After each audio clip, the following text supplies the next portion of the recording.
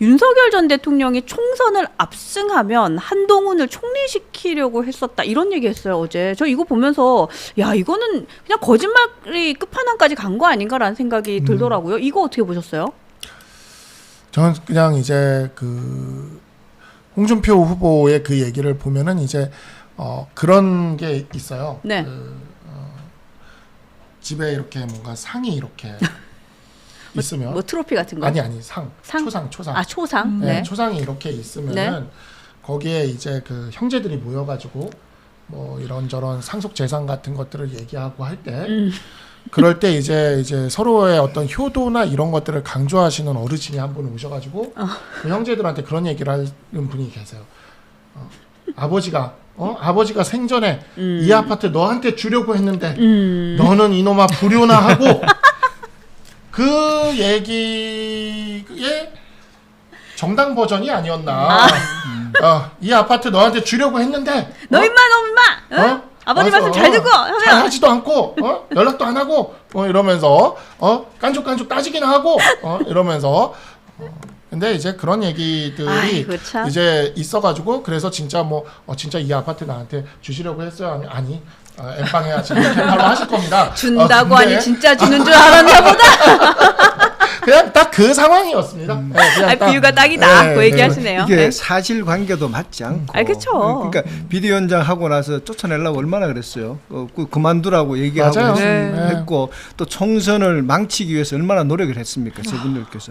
제가 봤을 때는 윤석열 대통령이 총선 승리하는 것을 원하지 않았던 것 같아요. 그러니까 맞아. 일련의 과정을 결과적으로 보면은 도저히 있을 수 없는 일을 했고요. 그다음에 홍준표 후보 같은 경우는 어제 계속 넥타이 뭐 황태자 이래서 자꾸 배신자 프레임을 씌우는 과정에서 이제 그런 걸 얘기를 하고 있는데 제가 봤을 때 홍준표 후보께서는 이런 얘기를 하시는 건 굉장히 실수를 하시는 거거든요. 이게 대한민국 총리라는 게 어떻게 대통령이 뭐 마음대로 그러니까요.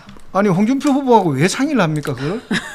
대통령이 그렇죠. 국무총리 임명하는데 그렇죠. 그러면 어떤 사이예요? 두 분이 총리를 임명시킬 정도로 얘기를 할 정도 되면은 한동훈 후보보다는 자기가 더 친하다는 얘기거든요. 근데 왜 개헌 몰랐대? 그렇죠. 그러니까 언어적인 부분에 있어서 그러니까 저분은 말을 하는 데 있어 가지고 계속 어떤 어불성설 얘기를 하는 거예요. 그러니까 왜 본인이 그렇게 친했는데 계엄을 막지 못했어요. 그러니까요. 네. 응? 그러니까 저 얘기는 두 개를 하고 싶었던 거예요. 첫 번째는 네. 너가 총선 지게 했잖아. 요 얘기 하고 싶었던 그렇죠. 거고. 이제 그런 부분인데 모든 분들이 알잖아요. 총선을 졌다면은 그 다음에 당 대표 선거에서 어떻게 63%의 지지를 받을 수 있겠습니까? 네네. 그러니까 국민들은 아는 거예요. 이 총선을 망치게 했고 그나마 우리가 이제 생각할 때는 많은 사람들이 생각을 그나마 한동훈이였기 때문에 개헌 저지선 정도는 만들었다라고 보는 거예요.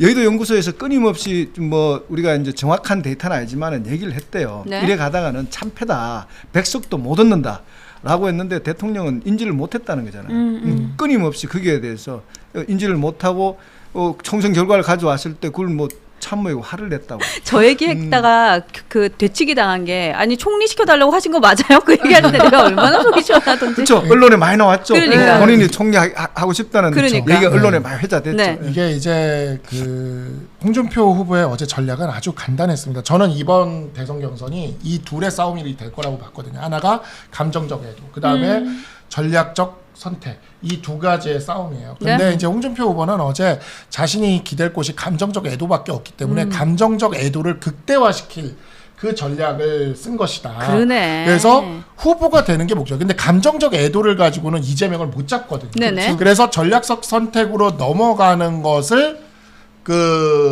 어떻게든 막으려고 한 거예요. 그래서 그 부분을 이제 어제 이런 것을 통해서 감정적인 부분을 최대한 우리 당 당원들이나 이런 분들의 감정적인 부분을 건드리려고 한 거고. 그래서 아버지가 이 아파트 너한테 주려고 그랬는데 넌 어떻게 그럴 수가 있냐 이렇게 얘기를 하는데 이제 다른 식구들은 이렇게 생각하는 거지. 아버지까지 돌아가셨는데 우리 집안을 일으켜 세울 사람은 이 똑똑한 서울에서 유학하다 온 이 똑똑한 우리 형이지. 이렇게 되는데 그 이제 둘째가 그러는 거야. 아버지가 형한테 이 아파트까지 주려고 그랬는데 형은 아버지한테 한번 찾아와 보지도 않고 얘기도 그렇게 하고 뭐 이러면서 이제 그렇게 하는데 이제 다른 가족들은 근데 둘째는 집안을 못 일으켜 세울 것 같아. 그러네. 첫째가 똑똑하고 집안을 일으켜 세울 것 같아.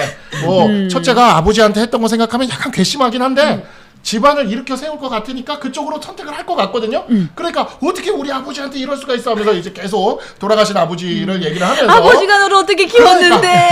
그러니까 내가 해야 된다고 하면서 이제 그 얘기를 하고 있는 겁니다. 그러네. 그래서 역시. 이제 그 감정적 애도를 극대화시키는 전략을 쓰고 있고 사실 제가 아까 화답이라고도 이야기를 했지만 오늘 아침에 그런 글을 올린 것도 뭔가 더 짠하게 만들기 위한 그런 노력으로 보여요. 네. 그래서 최대한 감정적인 어떤 파토스를 건드리는 거죠. 로고스가 우리 대표의 상징이라면 그러니까 파토스를 건드려가지고 그거를 이제 감정적으로 한번 쓸어보겠다 이건데 그러기에는 이재명의 존재감이 너무 큰 거예요. 그 달처럼 이렇게 두둥실 떠 있어 이재명이. 그렇죠. 그래서 저 이재명 밑에서 저게 지금 달인데 그 국회 정도만 차지하고 있으니 그렇죠. 이게 해가 돼가지고 맞아요.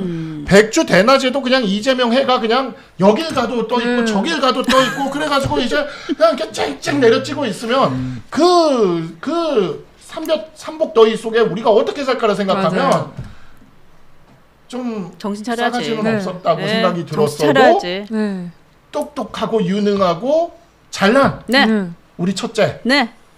첫째를 세울 수밖에 없겠다라는 생각으로 지금 흐름이 가고 있는 거예요. 그렇죠. 그렇죠. 네. 네. 근데 여기서 홍 시장님이 또 잘못하신 게 에토스도 잘못됐어요. 왜냐하면 맨날 지적하시던 삼촌이 누가 봐도 아파트를 탐내셨는데 그분이 그 말씀을 하시니까. 그렇지. 아파트를 탐내던 분이 네. 아버지가 그랬는데 이러면서 그 앞에서는 너 임마 아빠가 너한테 어떻게 했는데 근데 뒤에서는 그러니까. 아파트 이런 거 네, 그러니까요. 이런 미치겠다, 전법이 진짜. 홍준표 후보 캐릭터하고는 전혀 안 맞는 지금 행동을 하니까 네. 본인은 홍준표라면 좀 뭔가 좀 강단이 있고 네. 위험이 있고 이런 맞아요. 모습인데 사소한 적을 가지고 말도 안 되는 걸 네. 자꾸 얘기를 하니까 국민들이 이제 식상해지는 거예요. 그러니까. 그러니까요. 네. 진짜 식상한 아재 개그를 없고 네. 밖에 볼 수가 없는 그러니까 사람입니다. 뽀록 났어요, 뽀록. 그래서 어제 토론회 이후에 진짜 누가 이기는 카드인지 정확하게 나왔다라는 얘기 계속해서 하고 계시더라고요. 오늘도 이제 그 사자 토론 있잖아요. 네. 몇 시죠? MBN에서 하는 거잖아요. 네네. 예, 지금 여러분들 사자 토론 때문에 MBN 앞에 많이들 가 계시는 것 같아요. 네,